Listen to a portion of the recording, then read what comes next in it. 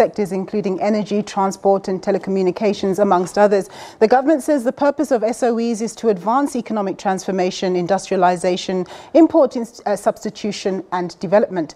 Questions are being raised as to whether SOEs are fulfilling their mandate. This in light of evidence which suggests that key SOEs were caught in the clutches of the state capture exercise. Key SOEs are said to be bloated, with staff inefficient and not necessarily delivering on their promise. Well, to discuss some of the SOEs and their possible direction, I'm joined in studio by Lumkile Mondi. He's an economist and senior lecturer at Wits University, and Duma Gqubule. He's an economist from the Center for Development and Transformation. Thanks very much, gentlemen, for joining us. Thank you. So, my initial question is, what does government need to do to ensure that SOEs are more fit for purpose, the purposes that I've just outlined there, and do we really need more than 700 SOEs? No, I think only a few SOEs of the 700 have got an impact on the macroeconomic policy, stance of the government. So you're probably talking about the top 10 SOEs. Now, within the top 10, Eskom is the one that matters most, and then Transnet. Yeah. So if you look at the capital spending in the economy over the last decade, most of it has been Eskom and Transnet. So I would suggest we focus on those two. So now, if you look at Eskom is the major subject that the president will be talking about at the State of the Nation address. So just to summarize, I think the bailouts that are being talked about, they're expecting something between up to 200 billion bailout. I saw a report by Nedbank that the government actually has the space to accommodate up to 200 billion rands of the bailout from that will be required. So the bailout will, I don't like the word bailout, but the bailout could take two forms. So there's the first part of it is the debt, which is 420 billion rands. So the management has requested 100 billion of the debt to sort of disappear, so go up to the government's debt. And then the other option, which I believe, is that the PIC or the GEPF, which owns about 90 billion rands of debt, could perhaps write off some of that debt. Yeah. And then the other thing is that Eskom needs a capital injection. Government hasn't injected enough money given the size of the capital spending that happened over the past decade. And I believe that the previous injection was about 83 billion rands over about 4 years. And so now I think they'll need something of the order of about maybe 100 billion rands over 5 years. So if you do it in installments, it will have less of an impact on the government's debt situation. Yeah. I don't want us to focus. The last thing I want to say is that the debt you take on becomes unsustainable in the context of a country that's not growing. If the country is growing and we have a growth strategy to support it, then the debt becomes manageable. Yes. Yeah. I don't want to focus too much on Eskom. I completely agree with you that it is the most important utility that we're talking about, because we're having another interview on Eskom after this. But I wanted us to home in perhaps on South African Airways. My colleague Naledi Matlapeng just did a story about it. Lumkile, what's your feeling about SAA? For years, they've been coming to government, asking for handouts and bailouts, and they've been getting them. But of course, you know, government can only give so much, and there are already so many fiscal imperatives that government has to face. So what's the answer for SAA?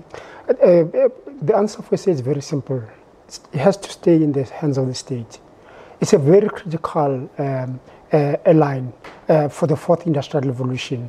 Remember, South Africa is well endowed with titanium and capability. You might have seen that the Denel aviation side of the business did exceptionally well.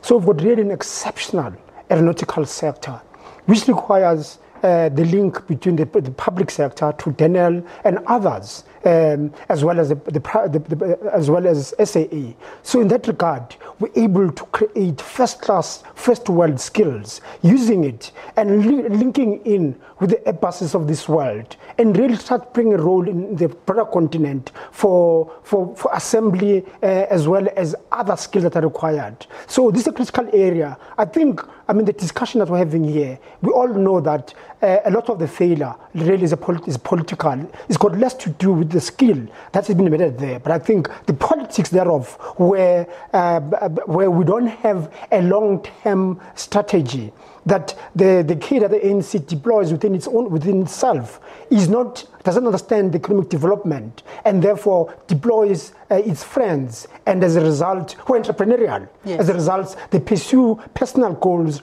rather than national development goal. I believe strong that we can turn around SAA, we can create really a very strong aviation-oriented fourth industrial revolution airline, which will be light, which will be capable, we should ensure that we create jobs and capability across that skill level within the aeronautical sector. It's interesting that he touched on Denel. When President Ramaphosa went on a state visit to India, India did agree that they're going to be giving substantial contracts to Denel. To what extent will that boost Denel? And do you think that part of the reason why key state-owned enterprises have failed has just been because of the corruption story? A few questions here. And do you think that, are you confident that under President Ramaphosa, that will all go away and that these institutions will be efficient again? Let me say something. Like when the president took over in December last year as ANC president, and in February as South Africa's president. 2017. 2017, sorry. It was like yesterday. Yeah, it sounds like yesterday. So basically, I felt that they were being a bit naive. They thought that you just have to fix the board and the governance, and then everything else will follow. And they seem surprised that we fixed the board, we fixed the governance, and it's still the same. So I think some of the issues that we didn't address is the balance sheet of these SOEs. You need to have a massive restructuring of their balance sheet. SAA, the last time I don't look at it, their balance sheet, but the last time I looked, they had a huge debt, and they were paying, before they do everything else, I think they had to pay like 2-3 billion rands every year before they even pay wages, salaries, or whatever. So some way, we have to find a way of restructuring that debt, and that's my personal view. But then how do you restructure that debt? It's very easy. Yeah. It's very easy. So in this discussion, I'm conflicted because I was in the earlier team that took SAA out of Transnet. And so using that history and that knowledge is that, you know, we never capitalize these companies. So we never capitalize them. So even ourselves, when we move it from our balance sheet, Transnet, into a standalone SAA before SOEs came in as an investor, we asked the state to inject, but we knew the state had other priorities, particularly the social priorities in education, health, as well as housing. So we understood that. But I think the solution is what Duma is talking about, is really to look at ways of capitalizing them. But more importantly, I mean, even the debt that Duma is talking about, it's all to do because when we restructured it, we took most of the debt. We kept the debt at Transnet. But a lot of it has to do with malfeasance, where politicians and the ANC itself, all of them lined themselves up to really take as much as they could. So all these issues really are human-made, and I believe very strongly that with people that are committed to national development, not politics, not their own interest, but really a very proudly South African national development agenda, we could turn this thing around, we could make a huge dent on unemployment and development in South Africa.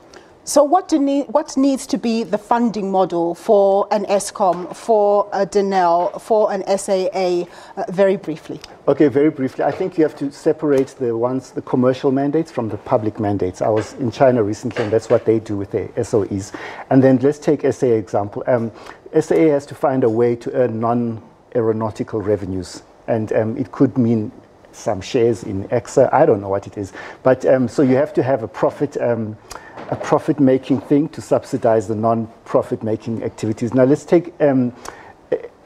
Eskom should have perhaps, when they started on their build program, taken shares in the IPPs so they can participate in the profits of the IPPs. And SABC, you might need to separate some of the developmental from the commercial as well. Yeah. Lumkile?